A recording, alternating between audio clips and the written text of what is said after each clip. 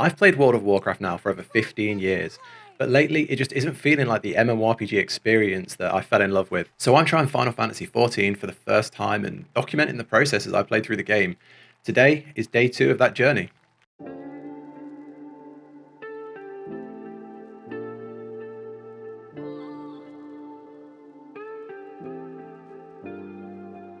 What's up, guys? Before we get into this, I just want to really quickly say a massive thank you to everyone who took the time to interact, comment, like the last video. It's blown me away. There's over 300 comments on it right now, and I've read almost every single one of them. But I'm sorry if I've not been able to reply to them all. Some people left really big messages, welcome messages, big guides, tips, things they want to see next, and it's so overwhelming. The community support has just been amazing, and I'm so thankful for everyone who's took the time to get involved. Some people have joined the Discord as well to give me advice and like message me directly. So yeah, thank you all so much. I'm so excited to be on this journey with you all, and I'm the more I play this game, the more excited I am to keep playing. So yeah, with that out of the way, let's get straight into day 2.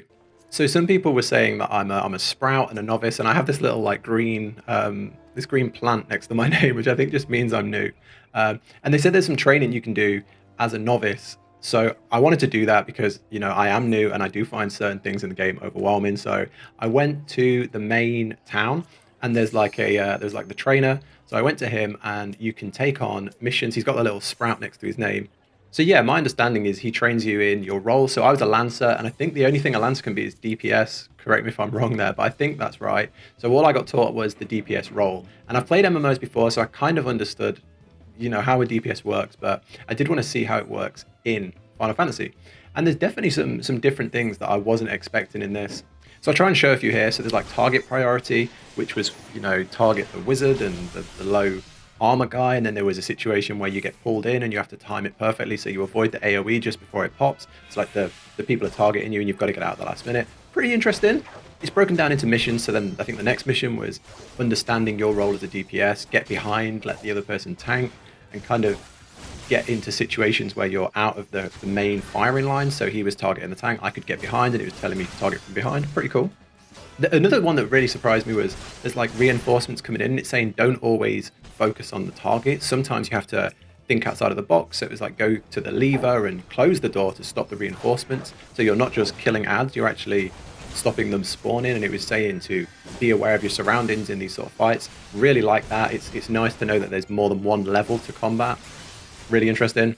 And then they bring it all together with like this scenario where you're given an AI team and you're sent in. There's a tank, a magic user, and then I was a DPS, and you go in and you do I guess it's not a dungeon, but it's a fake group, and it teaches you how to be in a group. I wish this was in World of Warcraft, because the amount of people at max level that don't understand their role in a group is amazing.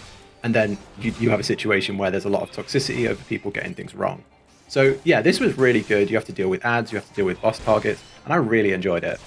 And then for dealing with them all, I think there's like 5 missions altogether, and you get a piece of armor for each one you do.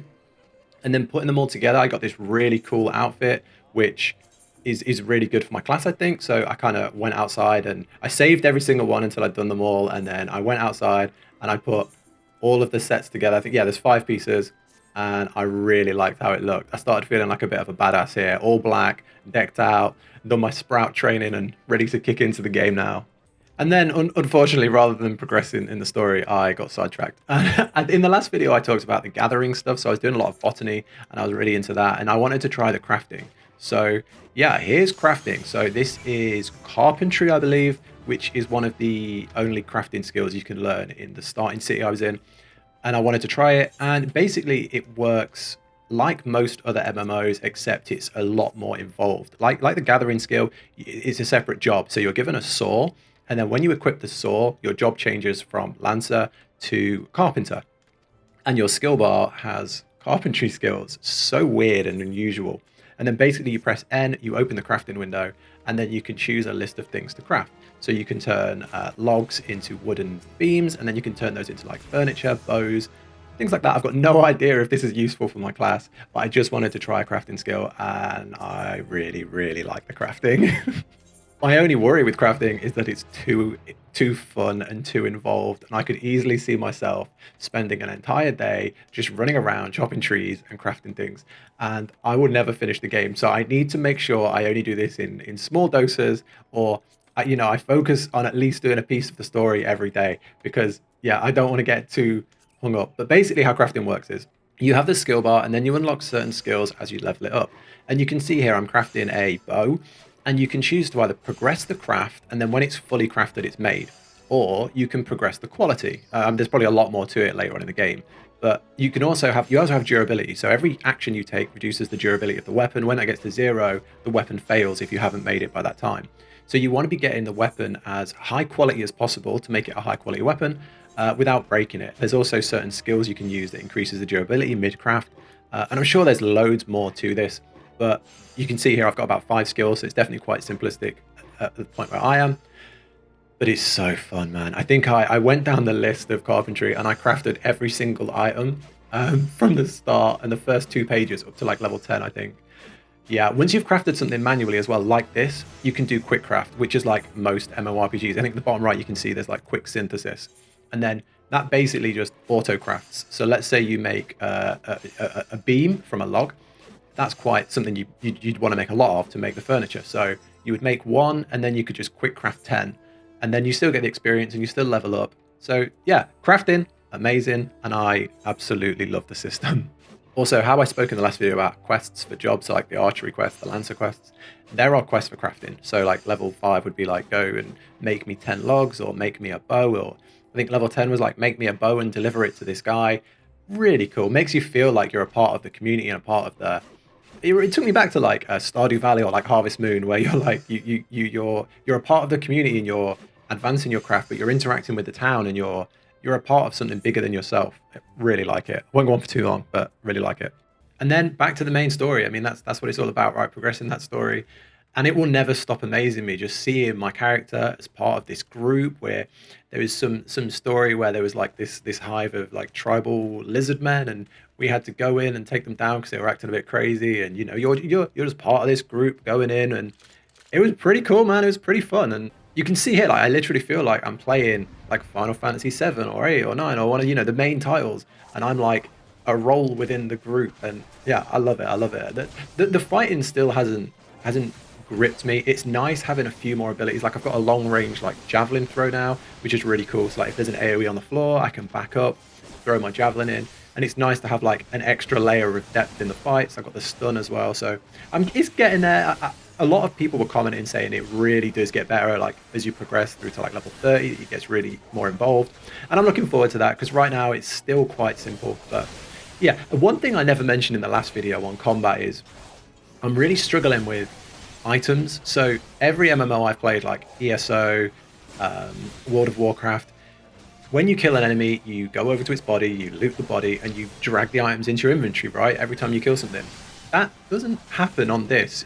To my knowledge, when you kill something, if it has an item, it just goes into your bag. So like, if there's a mission to kill 10 wolves and get 10 wolf pelts, you just kill a wolf and it'll say +1, or quest 1 out of 10.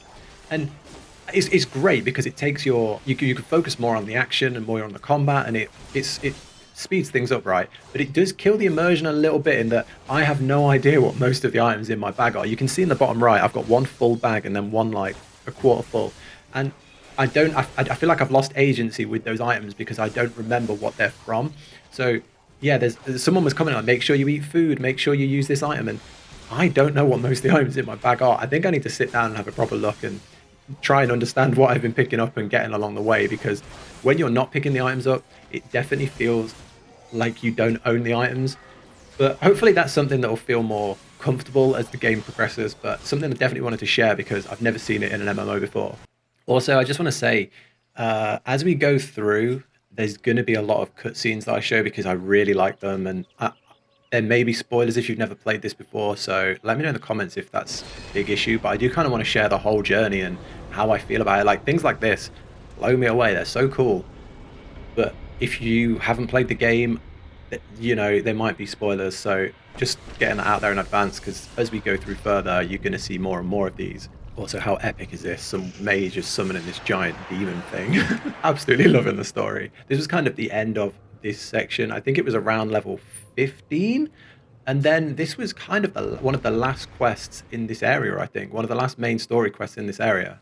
And that kind of brought us to this cinematic ending where this woman, which I'm still not sure who it was, but she kind of looks like the Elsa from Frozen, but she's like the Crystal Princess or something. I'm completely butchering that and probably completely ruining the lore, so I'm very sorry. But I think her name is Carne Senna. I'm not sure if the pronunciation's right, but yeah, you had to escort her to a like celebration, and you had to put on this mask and attend it, and you were kind of welcomed as a delegate of this celebration, and you're given a quite important task, and that expands into the next part of the story, which is my understanding. And you get to see a little bit more backstory and lore and see a bit more of these important characters that make up there's kind of like a war going on, and it's much more than the small city story that you've been told so far, because really the story for the first 15 levels was so small. It was just there's something going on and crystals. But now you've opened up to all these different characters, this big war that's going on. I'll try and show the clip next. When you see some of the newer expansions, I can't remember what they're called, but the new expansions for Final Fantasy, the kind of things that got me into even trying the game, they look incredibly detailed and high quality. And when you look at this, it does start to show its age a little bit. Obviously, this isn't like a rendered cutscene. This is one that you click through and that your character can be and stuff like that. But it definitely is a little older. But that's because this is before any expansions. This is main game. But it's nice to finally start seeing all these. I think these are like leaders of different groups, and these are main characters that you start to get more knowledge of, and you get to know more of the history and the lore. I'm still really confused and really lost on what all this is, but I'm excited to find out more. And you do start to get like a cookie trail, starting to learn a bit more going forward. So yeah, right now, super confused, but excited to see what's next. Speaking of being confused, I picked up a quest that led me to this building area, and it's where people had houses, and I completely don't understand how the housing system works. I don't think I'm eligible for any sort of housing right now, but correct me if I'm wrong on that. I really don't know.